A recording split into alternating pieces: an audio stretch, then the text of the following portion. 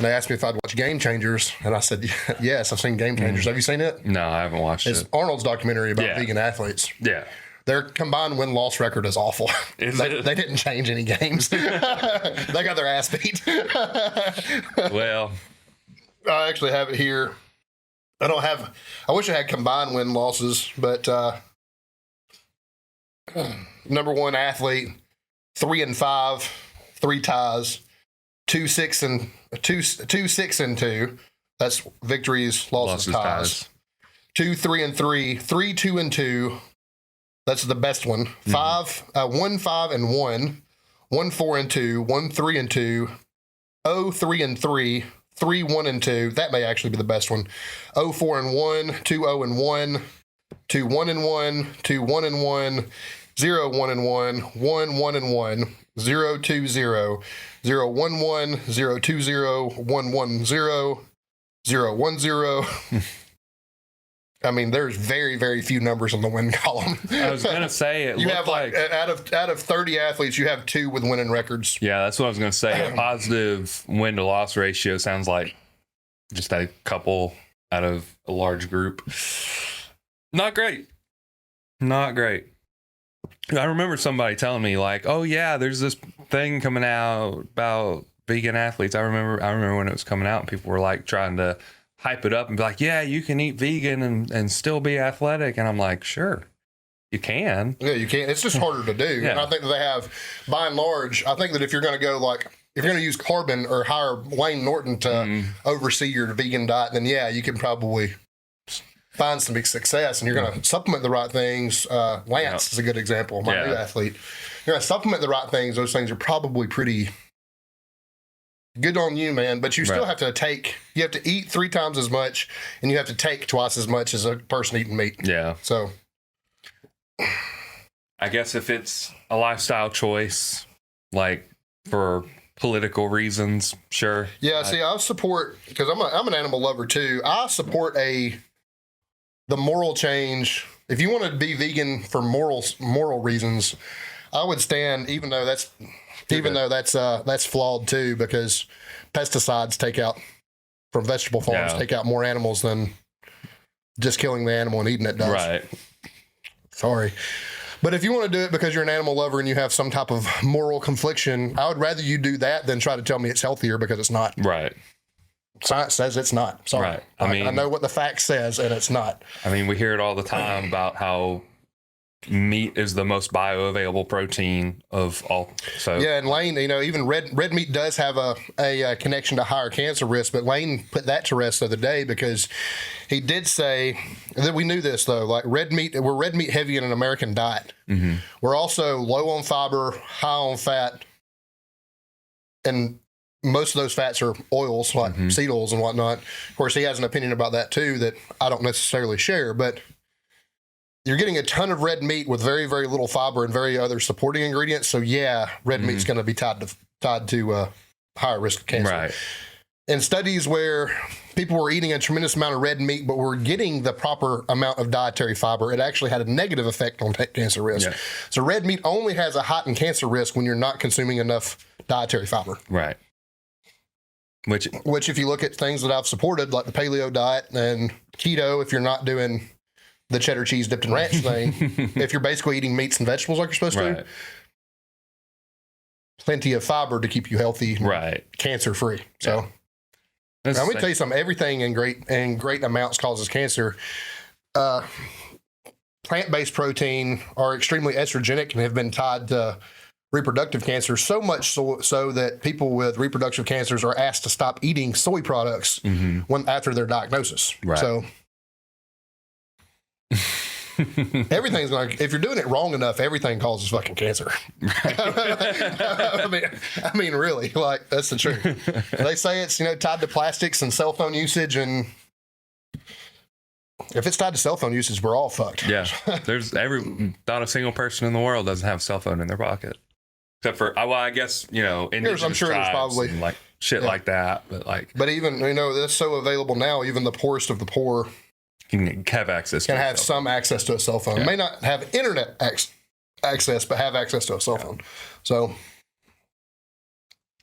what you're saying is, don't be afraid of cancer because the likelihood of it getting you anyway is pretty fucking high. it just depends on how you get it. Yeah, I mean, It just depends on. that goes into making sure you get screened. You're coming up on 30. I'm in my 30s. We're getting ready to get one fired up the old poop chute soon for the prostate exam. Man. But I mean, that's one thing. That's one that's like, and because we use PEDs, we're at a heightened risk for prostate cancer. Yeah.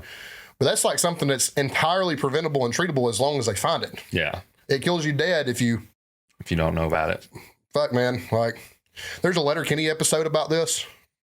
And when the women find out that all the men are scared to go get a finger fired up their butt for their prostate exam, they have to tell them, they go in great detail to tell them what happens when they just go get a pap smear. Mm-hmm. And the men are like, okay, we can handle a finger up the bottom. Yeah. Like, this is okay. So it's all about perspective. Yeah, right. Yeah. You don't have to like it. Right. Yeah. And it's not like, I'm sure the doctor doesn't specifically, just like love putting his finger up another dude's ass either. You know what I mean? He may. He might. It might be why he went into that profession, He may. You never know. Depends on the doctor. As far as I know, that's done by your general practitioner, though. So, Right. He probably does less bad things and probably does some things that are a little worse. Yeah. You know what I mean? Yeah. Those people are like treating STDs and stuff, dude. Like, yeah, that's probably pretty rough. Turning your head and firing a finger up there real quick is probably a little less bad than having to inspect, some swollen, stinky genitals. You know what I mean? Yeah. Like, That's probably pretty rough. So, Ugh. pick your poison. I guess. Perspective. Perspective. Yeah, perspective helps. Oh, man. We went from talking about veganism to talking about fingers up the ass. Like, that was like 0 to 100, like Real quick. real quick. I wonder if any of this is going to make it or not. I don't know. Maybe it should. Maybe it should. Maybe it should. I mean, raising awareness of, getting your prostate exam, And that's a good point. Listen, you need to be getting your blood work done because it'll show white blood cell count. And if those are heightened, it can potentially be a sign of cancer. Right. But if you're using PEDs, you should probably consider getting screened for those things more regularly. Yeah. Which I haven't done yet because, it is a finger up the butt. It is a finger up the butt. It's not a pleasant thought, really.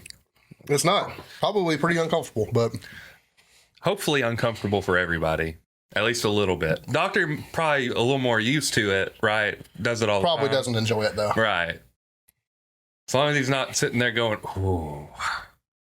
If you hear that, I'd be the asshole that went and got like 4 bean burritos from Taco Bell before my prostate exam. No, the first time my doctor would make any sort of indication that he was enjoying it, I would find another doctor immediately. I'd be like, all right, this is the last time I'm seeing you. I'm thinking about moving my primary care to where we do, you don't do it yet, but you're about to, where we do our hormone and blood work. So it's just hard. That's a long drive for general shit. Well, the reason why I'm thinking they can use the same blood work for your general stuff and for your hormone panel. So like, that makes sense. This kind of makes it a one-stop shop, and I hate going to the doctor. Yeah, and I'm up there often. Like that's you have fair. to go when you start with them. You'll be there every 3 months. Right. So that feels pretty standard though. Yeah. Every 3 months, so, just to make sure nothing is spiked, nothing has changed, everything's set on the course that the doctor has put you on. So we don't really know what we're talking about today. Other than fingers up the butt. Lots of fingers up the butt. I had a thought, and it's mostly just because of the week, a weekend. The whole week's been pretty rough, but actually, before we get into the actual topic, we're drinking again. Well, that should tell you, that should be indicative enough of what the weeks look like. The week has been rough. I've been mostly alcohol free. I'll be honest with you. This is my second drink this week. Before we started, I did split a beer with Desi, so I guess you can call it my third, but yeah. 2.5. Well, I don't intend on drinking any more than that, so I do plan on getting back on the horse. But shit just happens, man, and I'm bummed out about an old injury just rearing its ugly head again, and I'm gonna be okay. I'm walking fine. It's a little sore. It's just frustrating more than anything. Yeah, because listen, last weekend, these are not big squats, mind y'all. I'm sorry. because I'm a pussy on squats right now. Last weekend, I paused 375 for a set of 3, no pain, flies, could have thrown it through the ceiling. Today, I'm squatting at the garage, 335, the bottom of my third squat, something just grinds and kind of pops. And cut it off. You were spotting it, you saw it, like there was no strength issue, no speed issue, perfectly fine squat otherwise, but just fucking hurt. So deadlifts and bench were going fine, but it just real kick to the knockers when you're trying to get better and look like you're getting better, and then all of a sudden there's a little point of regression. Right. Well, it's the same thing with like the squat at the meet, right? It was hadn't you hit that weight before in practice? Everything I attempted on meet day, I had doubled or tripled. Right. So it's just one of those things, just like something went wrong somewhere. We were talking to Austin about that day. My top set of the prep was 505. It's the most I'd ever had on my back before, and it was like an RP 6. Right. It was extremely fast. That's video RPE. That's not necessarily what it felt like, right. But it felt like a 7 or an 8. Yeah. But and then to go on and get put out of the meet by 40 pounds less. 40 pounds less again a day. And I've been like, I don't know if I just don't have enough respect for the weight or anything, but also there was no indication that I was going to have a bad day because I'd squatted all my warm-ups pain-free. Yeah, it just happens. I think, and what's a pain in the ass about this is I don't know that there's a way to necessarily diagnose this. Not without going to an orthopedic, and it's hard to find an orthopedic that's willing to work on hips here anyway. I think the real issue is I have an impingement, and I need to know where the impingement's at and what it's doing so that I can do the proper mobility work to work that out. Right. And I just don't know what it is yet. So can't really diagnose. I'll be honest with you, I didn't pay attention to how my hips were set today, and it does seem to be worse when I am basically have some anterior pelvic tilt versus when I'm squatting like I'm supposed to be with my hips under me. Right. So I feel like that's pulling my hips out of position and more into that zone where it tends to catch or has that impingement, if that makes sense. Yeah. So maybe I should just move permanently to high bars because I can high bar pain free. So I don't know, but and there's only a couple of dozen pounds different between what I high bar and what I low bar. So I mean, if there's not a real strength issue, might as well. If it's pain free and you can hit depth, I don't see why you couldn't just do it.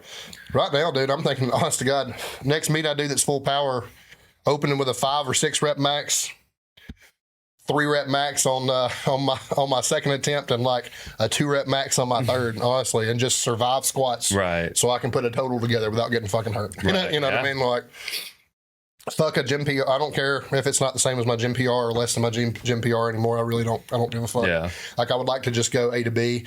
I made the joke to Austin today that I'm going to be the only man with a 600 plus pound deadlift, a 400 plus pound bench, and a 300 pound squat. But I don't think it's going to be that egregious, but it might be. I don't know. And for me to go full power, that might be what it takes. So, but yeah, my week more of like the mental side of things than the physical. Just like getting really hit pretty hard on all sides. Me and Joe talked about it a lot. I had a rough day yesterday mentally. I had to kind of just like, I went to Hartsville and just got on the treadmill because like it was late at night and I didn't want to like walk around the park late at night because that's a little weird. I mean, I'm a big ass dude. I do it. I'm not gonna lie to you. I mean, like I'm a big ass dude. I don't think anybody would mess with me, but also I'm just like, I don't want to be really. You don't want to be scaring somebody else either. True, yeah. I mean, then they might freak out and pull a gun on me and be like, quit following me. I'm like, I'm not following you. I'm just depressed. But yeah, so it was kind of rough. Gym was weird. Like early on in the week, I had on Monday, it was a really good bench day. I hit 415 and I was like super stoked about it. Then I had my squat day I think we were working with 485 or something. It was just a bunch of singles, pretty nonchalant. And then my bodybuilding days were fine. My deadlift day was just weird. had a lot of issues with getting set up correctly. Things just didn't work out, and Joe was kind of unavailable to kind of cue me in the moment. After I had done like 5 sets of deadlifts, he got back with me and was like, oh, well, this was your problem. And I was just like, well, I'm going to pull a single and see if that helps. And it was like, oh, it fixed every fucking problem. And I was well, like, at least it was here 1 minute and gone the next, though. yeah. So it's like, I know what to do now, and I just have to drill it in my head next time I go to deadlift. But, and then today, just because of yesterday having so many issues, I'm not recovering well. I'm tired. I'm not sleeping good. So there's a lot of like, and it's interesting because like I'm getting like so many things right, like the training, the diet, like everything else that I normally, I mean, training, I always put in pretty hard work. Diet, I'm usually like so on, but I've been working really hard on my diet to like eat really well, at least, you know, I'd say 90% of the time. But when you're not sleeping, you're not recovering. And I know we talk about that a lot, but like, well, that's also the reason why, you know, to Joe's point a couple of weeks ago on the episode that we got deleted by accident. That's me and Joe talked about this extensively. That's the reason why you should be willing to control everything that you can, because you don't know when one of those things, for better or worse, may be taken from you. right. Life happens. Mm-hmm. You know, he talked about people on the go may not have the ability to eat the same diet as you do. They may sleep better, but like controlling as many factors as you can to the best of your ability kind of can help mitigate disaster. Right. You know what I mean? So if you're just doing everything, if you're just training hard and you're doing everything else half-assed, then it's not going to be good enough. Right. You know what I mean? Fortunately, you're doing those things well, and that will help mitigate Yeah, a lot anything that could go wrong. But I mean, that's the prime example of what, you know, the reason why we talked about controlling everything that we can control. So yeah. And I mean, it was fortunate though that the squats went really well today, up until they didn't, essentially, like when fatigue kind of just like completely knocked me on my ass. you know, and I was there with you today when he made those adjustments, and after the adjustment was made, I feel like it was night and day. Right. It might have still felt like shit because it was later in your workout, Yeah. but like I felt like it got rectified. Yeah, no, I mean, like every time I watch the sets back, they moved way better than they felt. The only squat of the whole day that felt and looked exactly the same was the third 480. Because like it moved really well and it felt really good. And I was like, wow, this was like magic. Like everything just came together on this one squat. I mean, it was only 480, but like still, Yeah. I feel really good about how everything came together for it. But anyway, yeah. Control what you can control, guys, and do it to the best of your ability. I think me and Nathan's ahead of me, but I think we're both getting a little bit better about that. And it does come with some time in the gym and some wisdom, and also time with other people who are already more wise than you. Yeah. Kicking you in the nuts and being like, hey, you're fucking up, bud. And that's why you hire a coach. Not to plug myself, not to plug Joe, but like we can help you control those things. Right. And it's, for some reason, it's easier for all of us if we're accountable to somebody else. I can't afford a coach right now, but I would love to be back with Ron, because I know Ron would check my shit. And, you know, at that point, I will be more worried about letting Ron down than how difficult that thing is going to be. Right. You know what I mean? Like, there is an accountability aspect that, you know, that's pretty fucking powerful. Yeah. You know what I mean? Like, And I've been really fortunate with Joe. Like I felt that way at the very beginning. Like I can't like be a bitch in front of Joe Sullivan. Like that was I literally said that on the podcast the first like couple weeks that I had him. yeah. And like as we've talked and like kind of built more of a relationship, like I've been able to lean on him for a lot more than just like athletic stuff, more than powerlifting. Like he was helping me through my shit that was going on yesterday. Sure. Like he just happened to like I sent him a message. I was in the gym. I was like, hey, this is what's going on. And he just sent me a whole bunch of shit and like kind of put things in perspective for me. I don't know. I'm going to go into, I guess I'm going to go somewhat vague, but I do want to tell this story. But essentially my stress levels were at like an 11. Yeah. And like I my coping mechanism for like high stress situations is that I have to leave. I have to Remove yourself from it. Yeah, I have to clear my head, like kind of get in a better space. And for me, going to the gym clears my head. Yeah. So like I drove to the gym and I got on a treadmill and I just started walking for about 20 minutes, just kind of like listening to lo-fi music, just kind of like trying to reset my brain, calm down a little bit, not be so freaked out or stressed. And then I went and did some like leg extensions and leg curls, really light stuff. I was really just stretching the muscles out and getting some blood in them. I wasn't training. I was just kind of like occupying myself with stuff that was going on. I did some like cable rows that I did a bunch of stuff that I basically never do with Joe, and just kind of like stuff that I like, that kind of just like going through motions of things and kind of letting my brain work itself out. Afterwards, it was really hard. Like during all this, it was really hard for me to leave the gym because I felt guilty, because it was like, I left, I ran away, like this is a shitty thing to do, but I don't know how to do anything else. Right. And I told that to Joe, and I was like, this is kind of like what fucks me up. Like I feel like I can't come back because I left, and I left in a shitty way, and I shouldn't have. Right. And then he explained it to me like this, and this is like the key point here. This is the little bit of Joe Sullivan wisdom. It's not running away if you intend on coming back. Sure. So I have to kind of like explain that to myself, explain that to Desi. Like it's not, I'm not running away from the problem. I'm just trying to get a clearer understanding of the problem. Sure. So I can be better when I come back, so that I'm not at this really stressed out, like mentally not available place. But that was the story. Yeah, I mean, I've kind of put an end to. I think there's times I would definitely kind of like to, but honestly, and I know that you probably pretty, because me and you've talked about it at large. We're generally pretty open about our mental health issues and stuff like that. I think since I've been that way with Sandy, I have felt less need to get up and go, if that makes sense.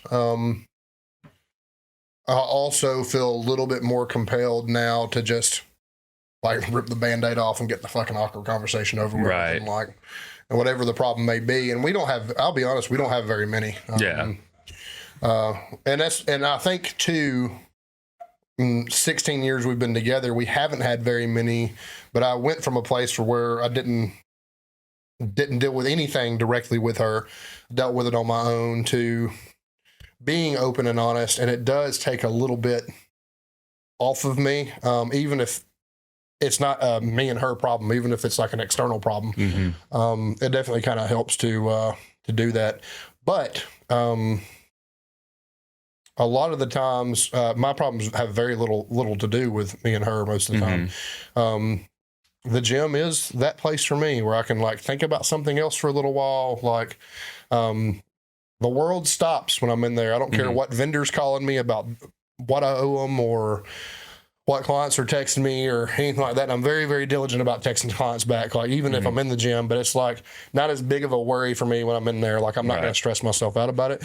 So yeah, I mean, I still find myself, not necessarily in problems that pertain to me and Sandy, but I do find myself running to the gym for just some clarity. Yeah, just for clarity, absolutely. And I think it's more or less just like because you're focused on something else, right? So you're focused, like even if you're on the treadmill, you're focused on walking, you're focused on breathing. You're not really like getting assaulted by all the other thoughts. So like it makes it easier to like let it ease into your brain. So like you're doing something else and you'll kind of have a thought come up and you'll be like, okay, I'm going to process this thought and I'm going to think about it. And I'm going to fix all this, and just kind of like easily, gradually as you're doing, because you can't focus all of it on there. I mean, you can, I guess, if you're really good at multitasking and like you can just walk and talk and go through all the motions. But for me, it's like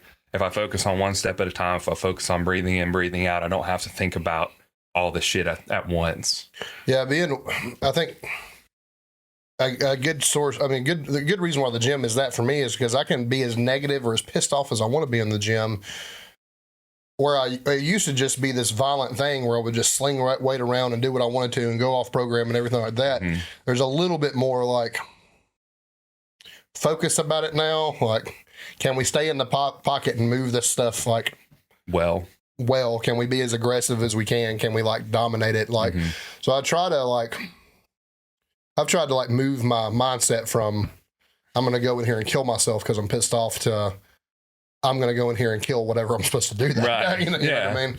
And I think that also ties into, and we'll talk to him more about this because we'll have him on again, but that kind of ties into those nervous system inputs and whatnot that me and Joe touched on when he was on. It also goes back to controlling what you can control, right? Like controlled, well thought out, planned violence is much more effective than just like letting it scatter, letting it fucking a big explosion. Yeah, like exactly. Everything's going. It's the difference between a sniper rifle and blasting something with a shotgun. Right? Like, right. Shotgun gets the job done, but how many pieces are going to hit the wall? What are you going to destroy in the process of getting that job done? Right. So versus there's some precision with the rifle. Yeah. You know what I mean? Like, so I mean that's a weird analogy, but. No, but it makes sense, though.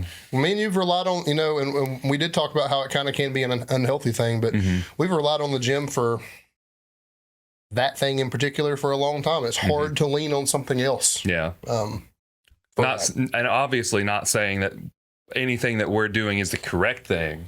Like it's not necessarily the healthiest way of doing it, but it's not the healthiest way of coping because, like I said, if you go in there and just fucking like I used to and just go off program and like we're maxing everything out today, like every barbell movement, every accessory, that's dangerous for you. You know what I mean? It is what it is. It is self-destructive. I'm not 100% sure that it's not self-destructive anyway, even if it is a little bit more precise. But, right. Well, there's always that little bit of that little piece of yourself that you're leaving. I mean, with anything, even if it's something that you think is relatively easy, you're still leaving something behind. It does keep me from being an asshole. And I think that, if I'm being honest about things, I think most people that know me probably view me as a really nice, caring person and everything like that. People don't know that I actually have to work on not being a fucking dick. Right. And I've just worked on it for so long. I'm a little bit better at it than I used to be. But like that's a constant work in progress. What I want to do is give up and tell every one of you to fuck off and be a fucking hermit and not give a fuck about anybody.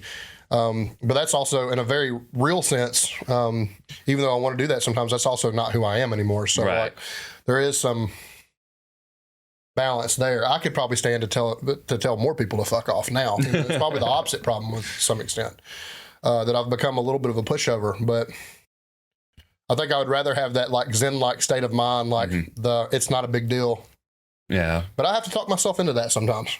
Oh yeah. Some people, you know what I mean? Like, especially in one gym that we go to, there's some people that you really just kind of want to grab and throw them into the mirror. I'll be honest with you. I have Sandy as my witness on this one because she was on the phone with me the other day when I was doing accessory work.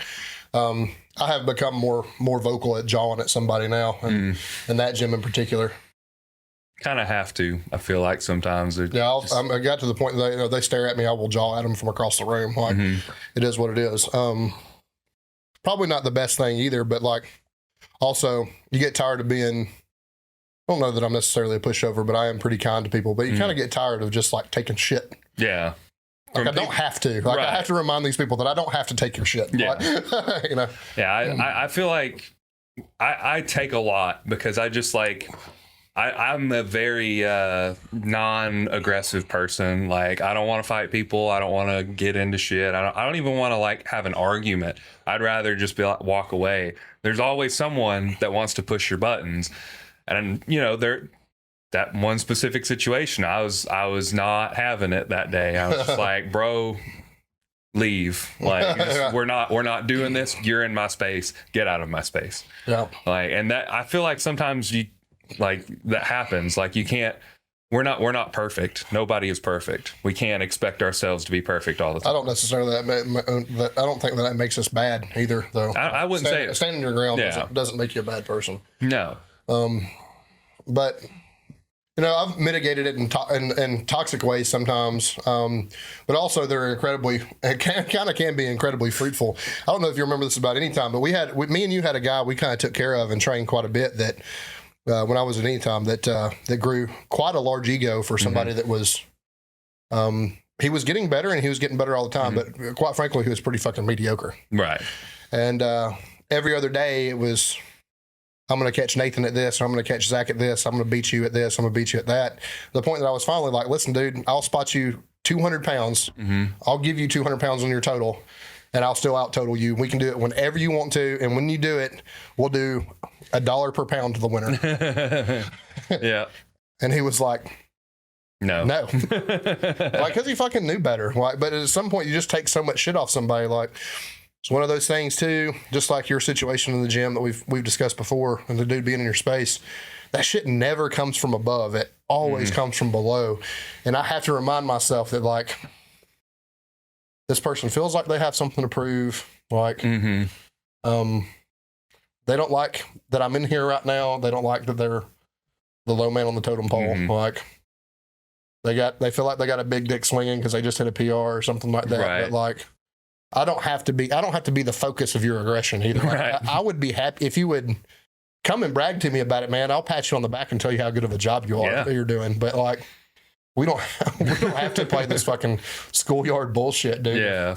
Dick measuring. Like, I just hit that for a set of 10, bro. I'm happy you got it for 1 for the first time ever. Yeah. But I literally just got up from hitting that for a set of 10. Yeah. I have a guy in that gym that, like, he thinks he's a badass. He's this huge, like, TikTok influencer too, and it's kind of funny.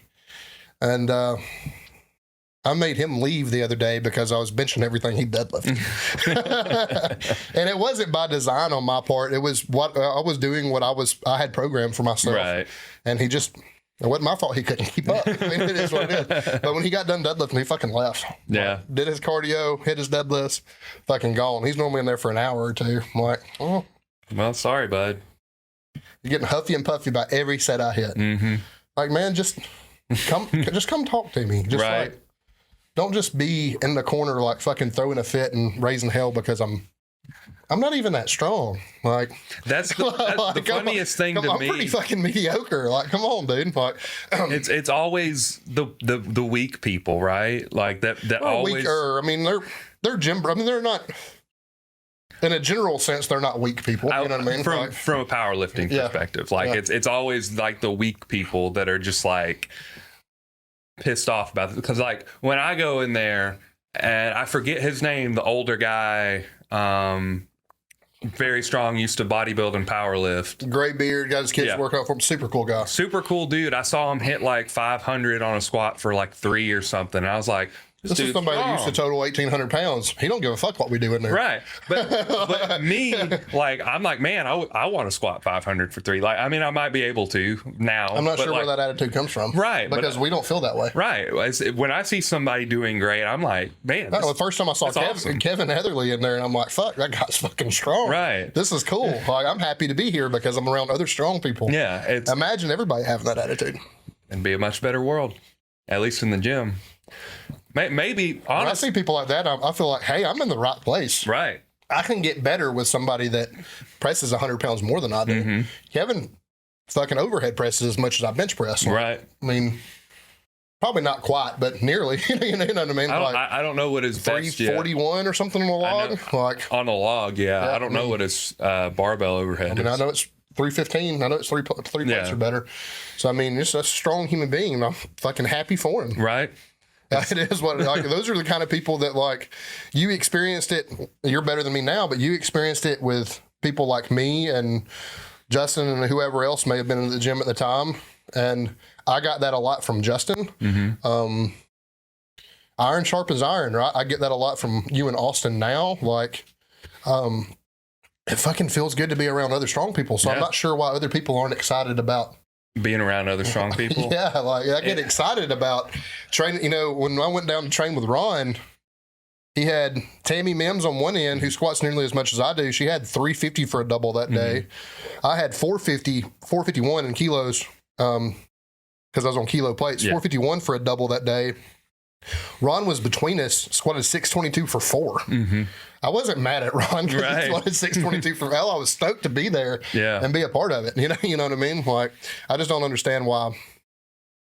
It seems like it's the average gym bro, like commercial gym attitude. Like, they get fucking pissed about it. Yeah, because they have this conception of what strong is, and it's not. They get their bubble busted. Yeah, that pretty much. I don't know. Me, you, and Austin was probably the strongest 3 people in the gym today. Actually, I can say that with a great deal of confidence. We were the 3 strongest people in the gym today. But none of those kids that were in there with us seemed to care. Right. They were doing their thing. They were doing their thing. They didn't pay us no mind. If they did, it was an admiration and happy to see us there. You know what I mean? Like, I don't know. When I was benching, you were already gone, and Austin was already gone. When I was benching, and I was having a hard time, actually, with weight that I normally dominate.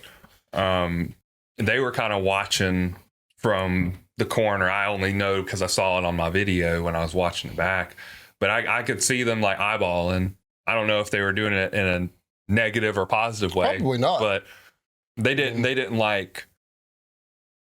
act like it, like they were mad, or like this guy coming in here pressing more than I can squat or whatever. But I didn't feel that vibe at all in there today. And I'm pretty an empathetic person. And one thing that an empath can do is kind of pick up on the vibe of the room. And I never got that feeling in there today. But that's a strong gym with strong people in it that have come together to get strong. Right. Yeah. And they understand. And largely, because that's it wasn't really a little gym. I was actually impressed by the size of it for what small. It was.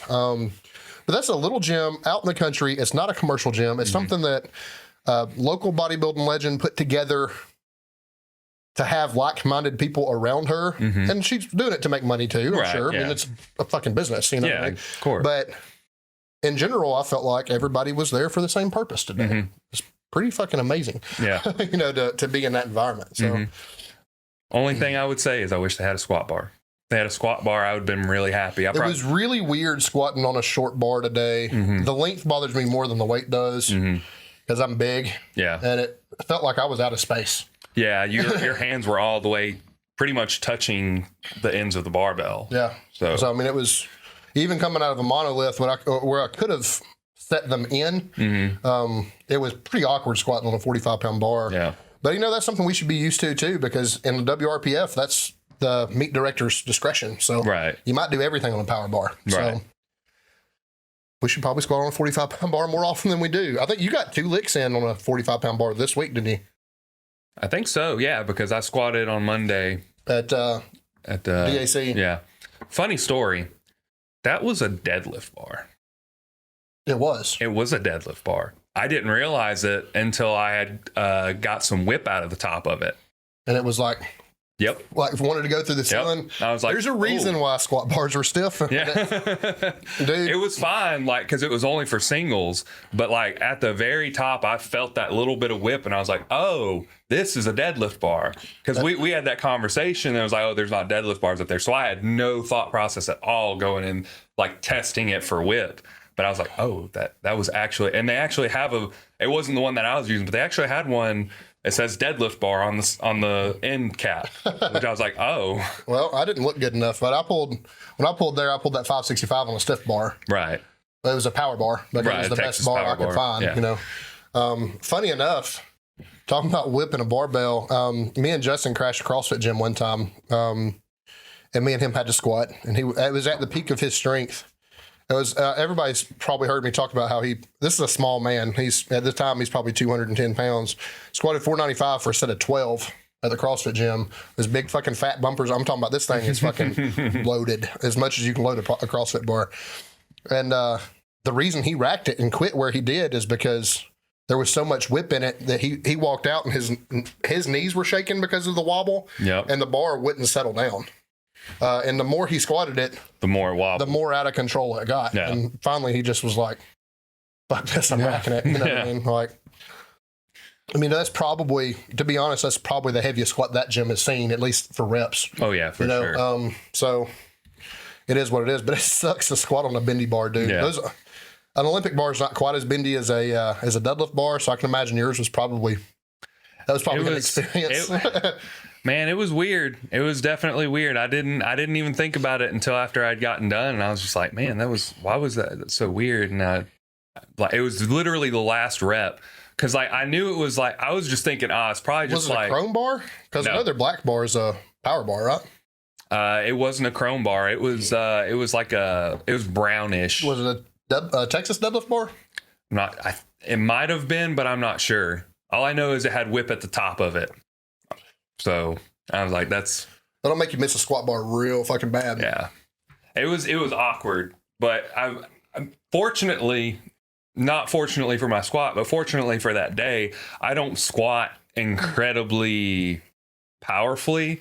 So like I didn't just speed. Yeah. Like, so I didn't like whip it so bad that it was bouncing around, but I noticed at the top when I like settled my squat, there's a little bit of bounce. I know you've seen me squat a ton, but like my descent tends to be really slow and I'm really powerful on the way up.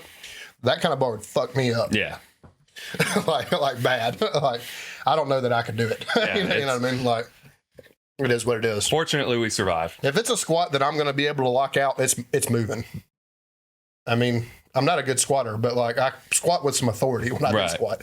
And a bendy bar is, I can do a power bar fine, but a squat bar is definitely a preference. Right. Yeah, I definitely don't want a commercial bar. I don't want like a CrossFit bar or something like that.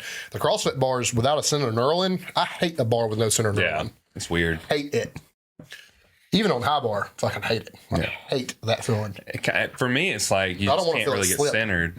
I feel it. My problem is because I do squat up with so much speed, it tends to slip up my back. I felt that today with that bar. Yeah. Only one squat, and then I grabbed some chalk and chalked up the bar, but it definitely slid up my back on the 455.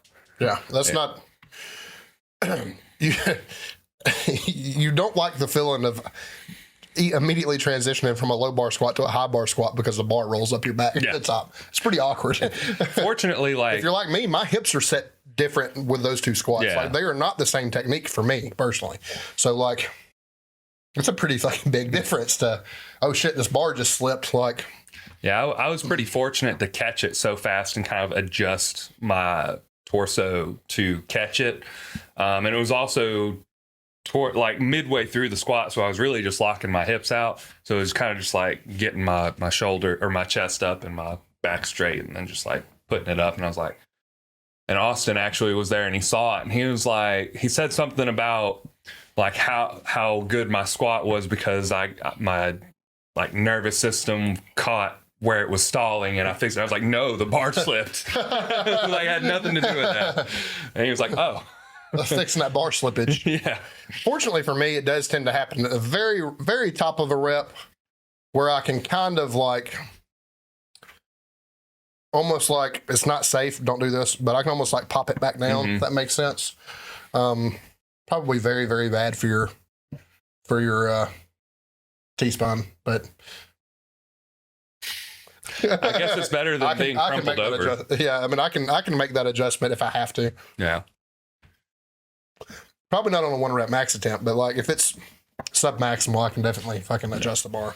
But well, we kind of just went off on tangents there for a minute. This is going to be the tangent number 2, I think. But what I originally was going to try and get to at the beginning of the conversation was kind of just like bouncing back from being in a low spot. Yeah. And like, I don't know if the tone shift kind of gave away, like part of that is like maybe just, you know, if you like to drink, have a drink with a friend and have a conversation. Right. Like I definitely can tell a difference between the mood when I sat down and started all this shit up and then like now, 30 minutes now we just having a conversation. It's like I feel a lot better. I feel like more normal. Sure. And sometimes that all it takes to bounce back is just kind of like resetting, Yeah. sometimes taking a day, like realistically. And I was telling Joe this, if I didn't already make plans to go down there with you guys, I probably wouldn't have gone to the gym today. It's not a normal gym day for me anyway, but even if it was, I probably wouldn't have, just because I knew I didn't feel as good as I normally do. Like, I crashed out on the couch after I ate breakfast. Yeah. And that's why I was running so far behind. Like, I lost an hour because I slept more. So obviously, like, there was some sort of recovery issue. I've been having recovery issues consistently because I'm not sleeping enough, or at least not getting enough quality sleep. But yeah, what's your kind of thing that bounces you back from a bad day, or whether it's bad in the gym or bad outside of the gym? The things that bounce me back, honestly, I mean, Sandy and Friends helps, tremendously. But honestly, man, a lot of the times for me, it's music. Still, it's always been, since I was a little boy, it's been something that's partially because I've been around it so much, whether it's, listen to something that kind of mimics the way I feel almost, whether it be like kind of low key, like sad music, or angry, or something like hyper violent. Yeah, sure. Absolutely. I don't think anybody really realizes, it's almost like watching people that don't understand, like listening to heavy music. The easiest thing I have to compare it to, and I think it's a really smart thing, is most of us watch some type of entertainment. Heavy music is really, honestly, whether it's rap or metal or rock or anything that tends to be like a little bit more violent than other music. Even it's a lot like music. It's a lot like watching a horror movie, right? It's cathartic for people because it's an opportunity to, much like the gym's an opportunity for you to better yourself and conquer some fears. Like, it's cathartic because that music or those genres of film kind of do the same thing for you. A lot of people believe that horror movies are cathartic for them. You know what I mean? It is. And, you have, how many women do you know that listen to true crime podcasts and stuff like that and find it to be cathartic? There is an inherent need for a degree of violence in all of us.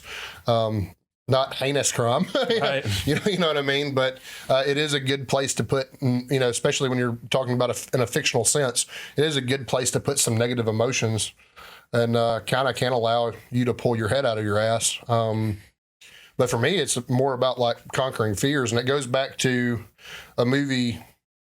The good example is, it goes back to a movie from my childhood that scared the absolute shit out of me because I grew up in a religious in a religious way that believed in these kind of things. But I remember as a kid being terrified of The Exorcist. That movie was fucking terrifying to me. It's ridiculous now. It's still a good movie, but like watching something like that to me is cathartic because like that is something that I was legitimately afraid of for a long time. Getting hurt in the gym is something I was legitimately afraid of for a long time, and it sucks when it happens. I don't feel great after my squat session today. I had some hip problems that we alluded to earlier that seemed to be pretty minor, but they pop up every now and then. Maybe that impingement or whatever. But because I've had to face that over and over and over again, and because it's like just something I deal with, it doesn't get me down like I used to. But honestly, sometimes there is a cathartic aspect to knowing that there's something wrong too, just because it's an opportunity to fix something, and that's going to inevitably make you better. Right. I think that if we look at some of these things as an opportunity to improve, and less so something to be afraid of or something to sit around and pout about, there's a lot of power in that too. Yeah. And that's one of the things I tried really hard to implement as far as like when things would go wrong, like with the deadlift this past Wednesday or Thursday. I think it was Thursday. There was a bunch of issues and I was getting frustrated, and I was like, man, I just don't feel like anything is clicking today. And, I talked to Joe and whatever, and we got it squared away. But the whole time I was trying to I was telling myself to not feel bad about it, because I'll just find, like, once I finally talk to Joe, we'll fix it, we'll get it improved, and then the next time it'll be better. And one of the things, because I've complained to him about it several times about my deadlift just not feeling right. And he would just say, he understands that it's like constantly hearing that over and over again. Well, it's a way to improve. It's a way to improve. It's made to get better. It's frustrating because it's like, fuck, when is it going to get better? Because like we've been doing this you back and forth 3 weeks, carving out a path for that. Though. Right. Yeah. So it's just one of those things, like understanding that it will take time and it is stressful. But it will improve. And like, I feel like when I deadlift this week, it will be better. I feel like this whole week, like after today, things will be better. Like mentally, that's where I'm putting my energy. I'm not thinking about, man, I had a shitty day bench pressing after I had a really good day and like all this other shit. I know there were factors involved that are not normal factors that affected today. And I know that I can work towards not handling it the way I did and get into a better position the next time it happens. Yeah. So I'll like Joe says, skill acquisition, even like recovering from like a mental breakdown, like is skill acquisition. Yeah, because you have to learn how to recover from it that works for you, that is healthy, that's not going to put you in a bad place or the people around you in a bad place. So, and that's just also communication, obviously, like this is what's going on, this is why I'm fucked up, and this is what I need, and hopefully getting that back, but yeah, getting to a place we talked about with Joe a little bit, but getting to a place where you are kind of able to separate your mental health from the gym is really important. But the wonderful thing about the gym is you get to constantly work on a physical manifestation of these issues that come up in your life or whatever they may be, right? Like if you have an X amount of goal and you don't meet it, you have an opportunity to fix those things physically and continue toward that goal or crush that goal and on to the next one.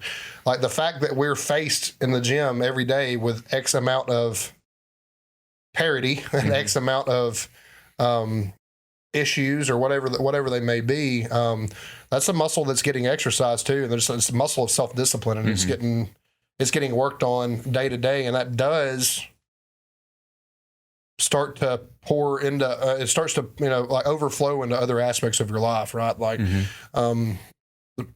somebody I listen to a lot is Andy Frisella, and he talks about personal excellence is the ultimate rebellion, right? And like it is what it is. But, the good thing about the gym is we have an opportunity to physically work on that excellence every time we're in there. And nobody ever achieves a perfect excellence. Everybody, there's people that are better than others and there's people that are worse than others. But like you have this opportunity though to work on those things daily. And that is a skill that's getting developed too. Yeah. Like you have an opportunity to work on things that beat you down and to overcome those things. And it does help mentally to be able to flex that muscle because, you look at problems in everyday life. I kind of told you, I feel like I told you this when you first started getting into powerlifting, but when you kind of have like something like this to concentrate on, little things matter less and the big things matter more. And it does have a weird way of focusing you on other things outside of the gym. Yeah.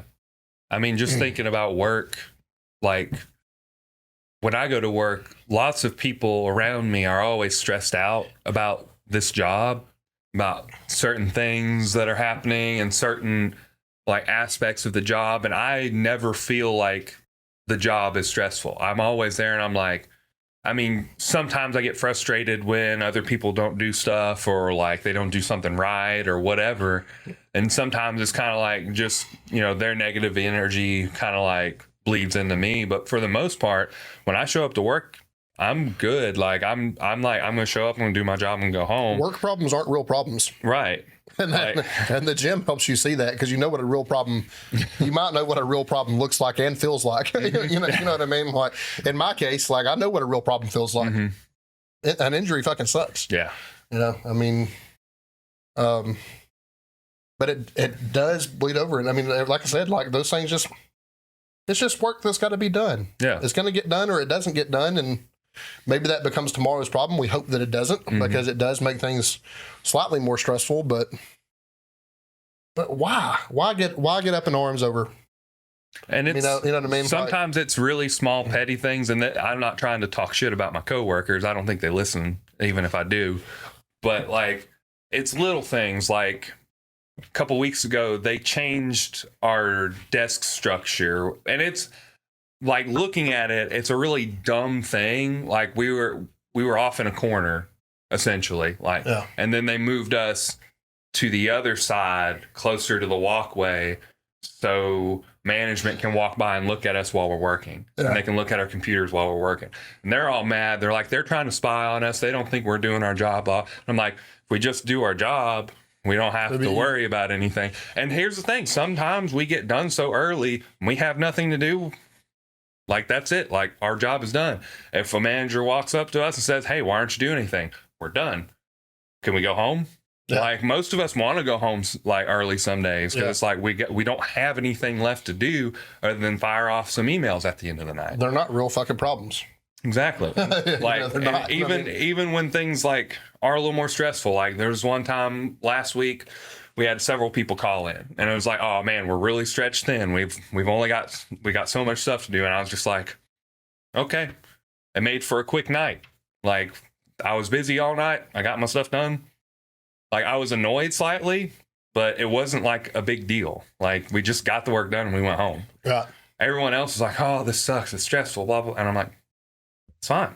It's not going to get any better sitting around pouting about it. No, exactly. That's the thing. That's something the gym definitely teaches us. Like, you want to be stronger, sitting around doing nothing about the fact that you're not where you want to be isn't doing a goddamn thing for you. Yeah. It's not. Like, you can get under that squat bar one more time and put a little bit more weight on it or do what you're supposed to do.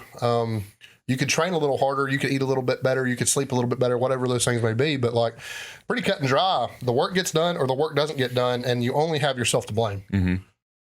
Like, you have to a little bit more detailed problem solving than that, like especially if you're coming off of an injury or something like that. But by and large, it still comes down to, did you do the work or did you not do the work? Right. Like, it's pretty fucking... It has a pretty miraculous way of kind of minimizing life and just this black and white. Is it done? Is it not done? You know, if it's not done, you still have a fucking problem. If it's done, move on to the next problem. Yeah. It's no problem. Well, I mean, it's nothing to worry about at that point. I do think that's one of the gifts that the gym does give us. I think that there's a lesson every day.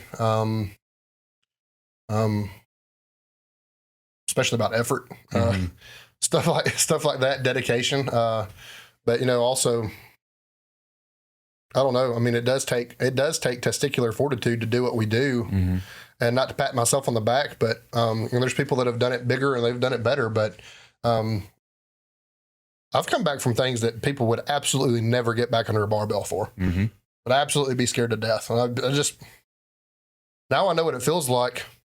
Some things are worse than others, I'll tell you that much. And it's not to say that I desire that pain or I'm looking for it, but now that I've done it, it's a lot less scary. Right. Just is what it is. Fucking hurt myself, fucking come back from it and move on to the next time I hurt myself, I guess. That's what it feels like for me right now. But I mean, it's just like, I don't know, man. I mean, also when I think it's a pretty good, it's a very, very small snapshot of this, but it's a very, very, very real snapshot of if you really, really want something, if you really, really want to be good at something, if you really desire something, you'll put up with a lot more bullshit and you'll endure it and do it with a smile on your face if it's something that matters. Yeah. And that's a pretty good, that definitely spills over into regular life. And I think as far as like powerlifting goes, we have like long-term goals, right? So we have, like, for me, it's like, my short term is to hit a certain total, certain lifts this upcoming meet. A little further, qualified for nationals, you know, haven't really set a goal for nationals, just getting there and like being competitive. That's your goal oriented. Right. And that's the thing, like you start breaking this up and like eventually, you know, 2 or 3 years down the road, maybe you're looking at 2K. And it's like you look at it that way. It also bleeds into your, like, maybe your financial life. Like, well, if I start saving money now, I'll be able to afford this, or be able to do this, or venture off into this. And you start thinking about things on a longer term. And it's like, it doesn't have to be tomorrow. It doesn't have to be next week. It can be 5 years from now, and you can start today putting things back to get to that 5-year mark. And then 5 years from now, you're like, well, now I can do this thing that I've always wanted to do.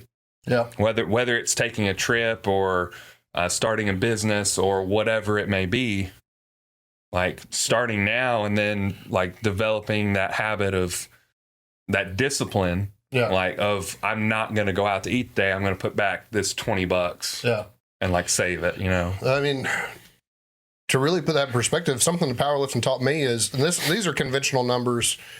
If you have a coach and you have custom programming, obviously this doesn't work, but powerlifting block traditionally is 13 weeks, including, a deload in the middle, a deload on the outside, right?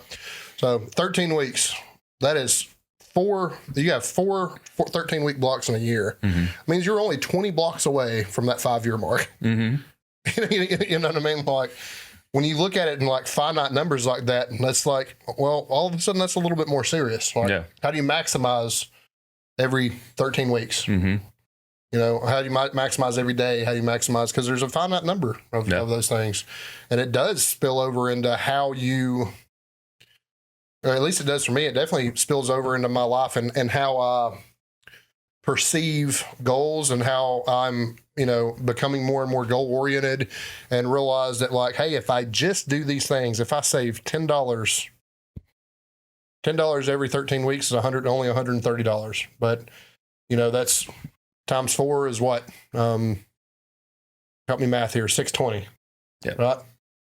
Well, $620 a year, that's not, all of a sudden, that's not a little amount of money. I mean, it's not like, it's not life-changing. Right. But like, you do that for X amount of time, and all of a sudden it becomes a big thing. And that's very, very, that's very, very minimal way to look at it. But I mean, in that 5 years time, you have $6,000 or better saved up for a down payment on a house or a car, or like, and then all of a sudden that is life-changing. Right.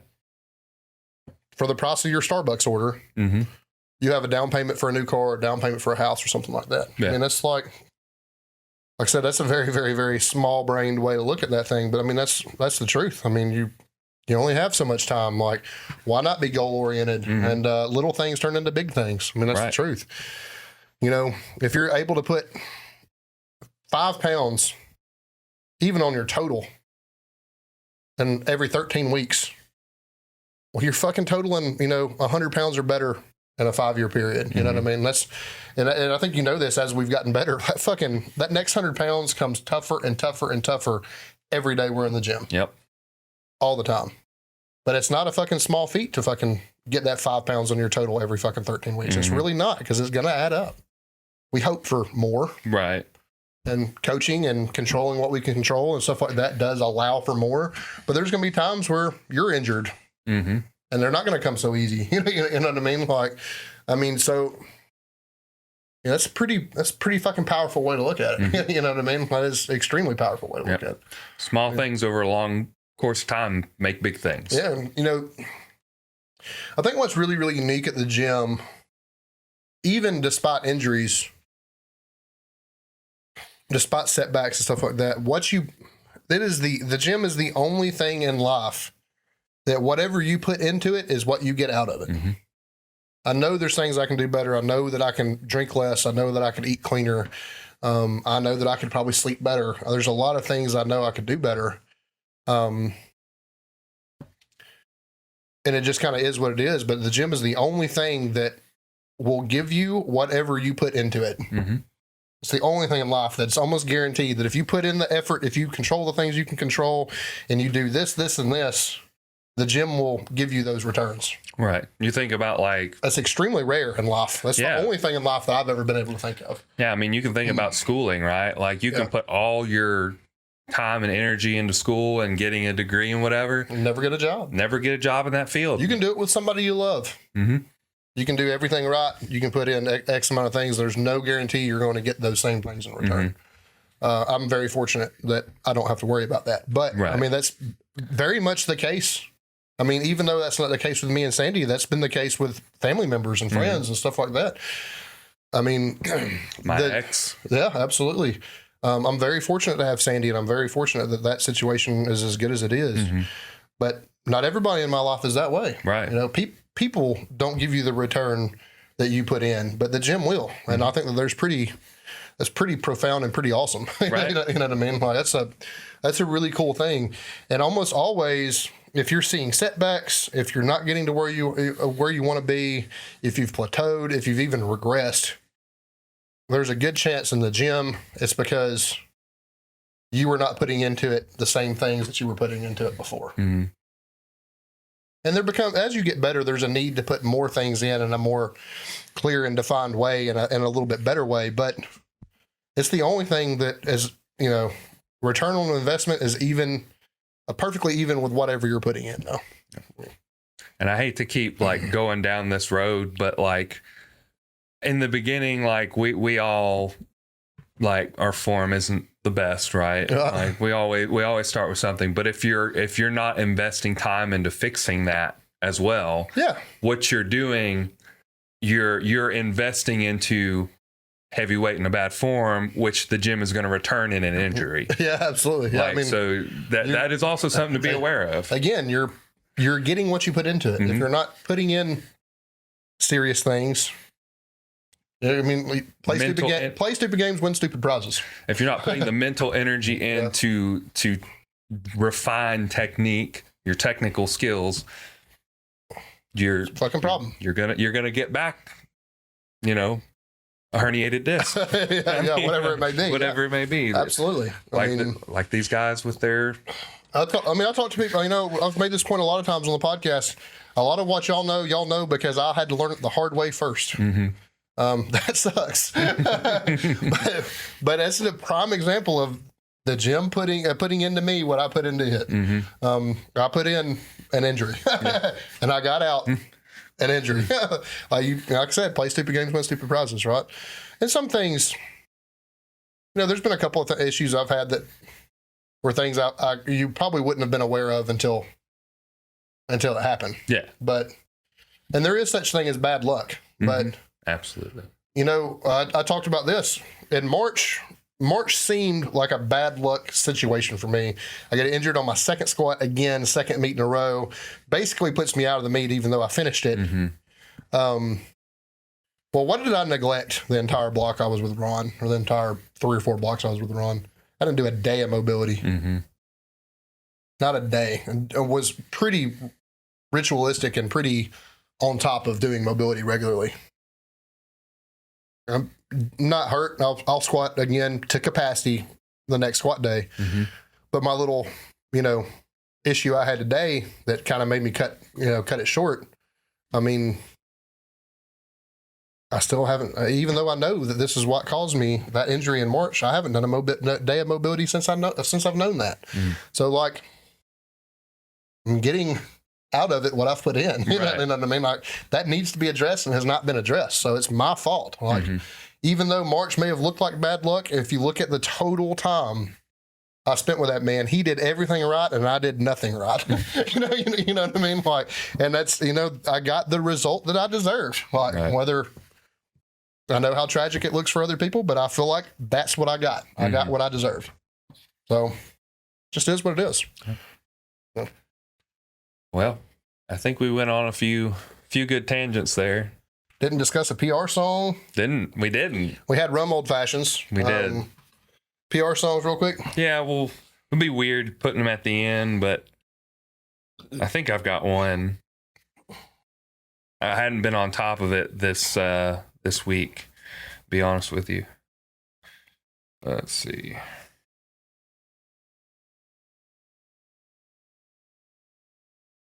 Trying to see if I had anything new. I really don't feel like I do. Well, I guess I don't have any. So that's a problem. I guess I'll just pull up Spotify real quick and we'll grab something.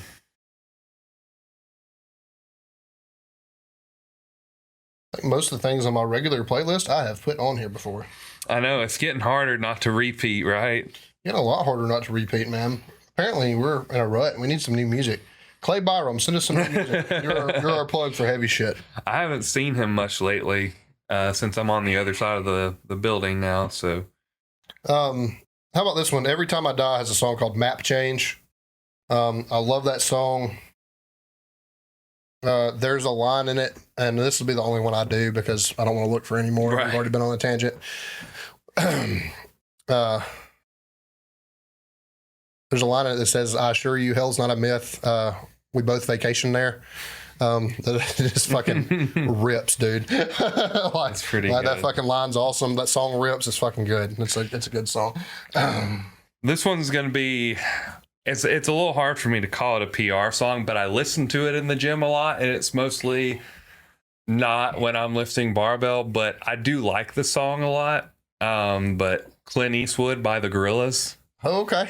I know that's pretty left field. I'm normally the left field guy, but you hit us with a left field one. Yeah, I don't know. I really like listening to that song in the gym. Just something about it. It's very low tempo, slow. Like I don't know. But it grooves. Yeah. Like I understand that. I mean, I have got down with some Earth, Wind, and Fire and shit before in the gym. Yeah. So, I mean, it is what it is.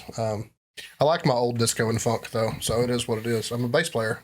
yeah, So, that makes sense. There's some appeal to it. Makes sense. I will absolutely. I'm not doing barbell stuff to it, but I will absolutely lift to some James Brown in a heartbeat. So, I mean, it can get pretty out there for me too. Yeah. In terms of gym music. It's not Right. really out there, but you know, Yeah, my PR song's not really a PR song because, like I said, I don't really feel like I listen to it on the barbell ever, but like I do listen to it in the gym quite a bit. it's already been put on there. But 100%, if I'm in a situation that I feel like I need bailed out of and I need a little juice, I still go back to Worthless by the Acacia Strain. Such a good That's song. that is fucking it for me. That's like pinnacle.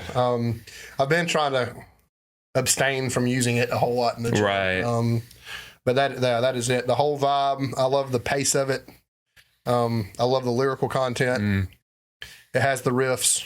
They're slow and sludgy, but They make you feel powerful. they do. That is just a super fucking powerful song. Mm-hmm. And it kind of mocks powerlifting a little bit because like you're not going anywhere fast, but you're doing it big and heavy. Yeah.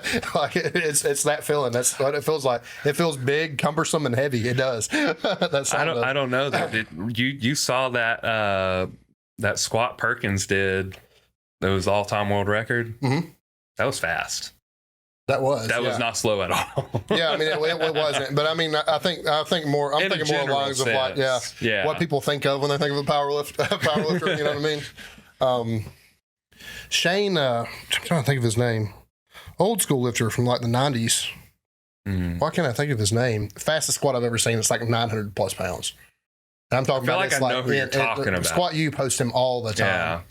But like that is still like Yeah. fucking legend. You ought to see the speed on that squat. Anybody, if somebody knows the name of that man, the last name of that man, you should let us know. But that is obnoxious. I've never Especially 900 pounds. just yeah, like- and move it like he seriously moves it like it's 100 pounds. Right. It's disgusting. I'm jealous of that style squat. I wish I could squat with that much speed. Yeah. I just don't have. Fast is only as good as you can control, and I really want to guide. I like squatting. I squat fast up. We talked about I'm a powerful squatter on the ascent, but I really, really want to make sure that I hit my posture and my pocket perfect, and then I feel like I can tear into it once I've done it. But I'm very much somebody that's going to guide a squat down. Mm-hmm. Me too. I've just always been that way. So Yeah, it was more of a fear thing for me, at least at the beginning. It was like I don't want to like drop down there and then like get stuck. yeah, If I can control it down, I can at least know the feeling of it Right. on the way down, and then I kind of get an idea of like where I'm at and how much power I have to input. Which really, I should be putting all the power into it, but Right. sometimes my brain just doesn't go there. right. It just is what it is, man. Skill acquisition. Skill acquisition. Yeah, that's the Joe Sullivan buzzword, right? It is. It is. One of many. He has a lot of buzzwords. You got a dad joke for us? I don't think I do. I'll just be honest. I'm going to pull up a I'm gonna let few. you have it. I'm going to pull up a few. Let's see, because I have some saved here. Saved one today, I do believe. So I asked my Chinese friend what it's like to live in China. Okay. He said he couldn't complain. That's a little political, but you know. Let that be a lesson. Let that be a lesson. Have you ever, this is a tangent. This is a little political too. Y'all can have it what you will. Have you ever looked at American and basically Western journalists in general, European journalists and stuff like that, asking people in public at China what they thought about Tiananmen Square, that situation? They will run away from the interviewee before they give an answer about that. It tells you a lot. That tells you a lot. They will not. They don't. They will say, what? Who? Where? What are you talking about? I don't know. Or they'll just wave you off. Yeah. Right. That tells you everything you need to know. That's a very... That's a very, very telling thing. Yep. Yeah. Want to shift back to a little more lighthearted? But go back to the dad joke. So a polar bear... This is actually kind of funny because we drank rum today. A polar bear walks into a bar and says to the bartender, "I'll take a rum and Coke." And the bartender says, "What's with the paws?" Polar bear says, "I was born with them." That's a good one. This one you have to kind of think about. My wife just sent me a strange text message. And there's a man on the bus next to me who keeps farting. And I replied, "That's okay. At least he isn't on your bus." Oh, that's pinnacle dad joke right there. This is the last one I'll give, and I may have said this last week. Now that I think about it, but it'll be all right. Why do nurses always carry red crayons? Wow. In case they need to draw blood. That's the show. Da, da, da, da. We are the Sip It and Rip It podcast. You can follow us at Coleman_Barbell or at Nathan Skedios and at Sip It and Rip It. Rate us five stars on whatever you listen. Spotify, Apple fixing? Still trying to figure out Apple. Not sure what's wrong. Whatever you listen on, rate us 5 stars if you would, and give us a follow. Yep. Subscribe to YouTube if you haven't. If you like to watch podcasts, if you like to listen, that's fine too. Yep. Thank y'all. I'll tell you right now, you're not missing much from the YouTube side of it, except for when we do weird shit like that. Yeah.